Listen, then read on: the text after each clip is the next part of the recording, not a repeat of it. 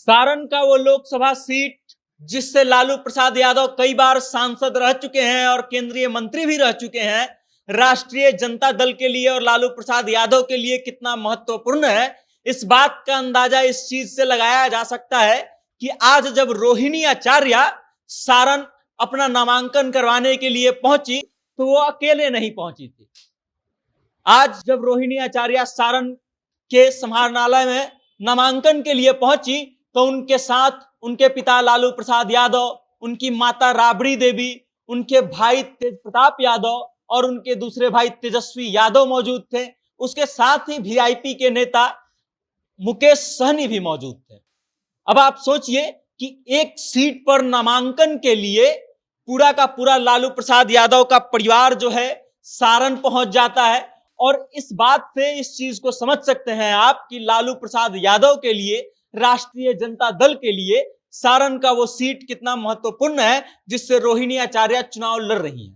रोहिणी आचार्य का सामना भारतीय जनता पार्टी के 2 बार के सांसद राजीव प्रताप रूढ़ी से होगा। 2 बार के लगातार के सांसद 2014 से लेकर के अब तक राजीव प्रताप रूढ़ी लगातार 2 बार लोकसभा का चुनाव जीत करके सारण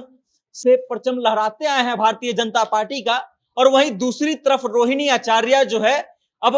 विपक्ष मैदान में उतर करके बिगुल बजा रही हैं और ये दावा कर रही है कि हम चुनाव जीतेंगे। नामांकन से पहले जन आशीर्वाद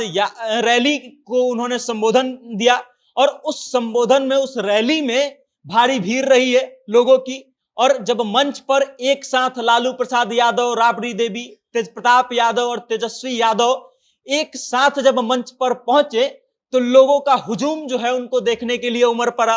अब आप सोचिए कि वो लालू प्रसाद यादव जो बिहार की राजनीति को कंट्रोल करते आए हैं, जो बिहार की राजनीति को अलग तरीका देते आते हैं, वो लालू प्रसाद यादव जब अपनी बेटी का नामांकन करवाने के लिए छपरा में पहुंचे होंगे तो उनके मन में क्या चल रहा होगा। कई बार वो सारण से सांसद रह चुके हैं और उसके बाद जब 2024 के लोकसभा चुनावों को लेकर के सारण का नाम सामने आ रहा था तो राजद से 2 कैंडिडेटों का नाम चर्चा में आ रहा था कि 2 कैंडिडेट हो सकते हैं और दोनों नाम लालू प्रसाद यादव के परिवार से ही था। और इसी कारण से लालू प्रसाद यादव का पारंपरिक सीट छपरा को माना जाता है, उससे राबड़ी देवी भी चुनाव लड़ चुकी हैं। और आप समझिए इस चीज को कि लालू प्रसाद यादव के परिवार से जो 2 नाम आ रहा था वो कौन कौन था। तो एक तरफ रोहिणी आचार्य का नाम सामने आ रहा था कि वो कैंडिडेट हो सकती हैं, तो वहीं दूसरी तरफ तेजस्वी प्रसाद यादव की पत्नी राजश्री यादव का नाम सामने आ रहा था। लेकिन इस दोनों भागदौड़ में रोहिणी आचार्य विजयी हो गई और उसके बाद अब सारण से राष्ट्रीय जनता दल के टिकट पर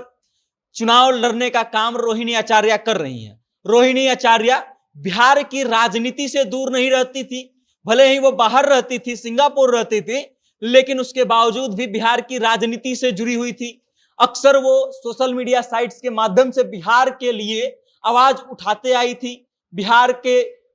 नेताओं को कोसते नजर आती थी, धिक्कारते नजर आती थी। लेकिन इससे पहले रोहिणी आचार्य कभी धरातल पर आकर के चुनाव नहीं लड़ी थी और इसीलिए शायद पहली बार जब वो नामांकन करने पहुंची तो उनके साथ उनका पूरा का पूरा परिवार पहुंचा। दूसरी तरफ राजीव प्रताप रूढ़ी जो ये आरोप लगाते हैं रोहिणी आचार्य पर कि वो बाहर की कैंडिडेट है, सारण को सारण का कैंडिडेट चाहिए ये कहते हैं, तो वहीं लालू प्रसाद यादव का पूरा परिवार इस रैली में और इस नामांकन में शिरकत करके ये जवाब देने आया होगा कि हम जो है बिहार के हैं, सारण के हैं और सारण में देखिए जब हमारी बेटी चुनाव लड़ रही है तो हम पूरे परिवार से उसका समर्थन करने आए हैं। बाकी इस चीज को लेकर के आप क्या सोचते हैं, आपकी क्या राय है, कमेंट के माध्यम से अपना विचार हम तक भेजिएगा और देखते रहिएगा जनता जंक्शन। मेरा नाम वेद प्रकाश है। बहुत बहुत धन्यवाद।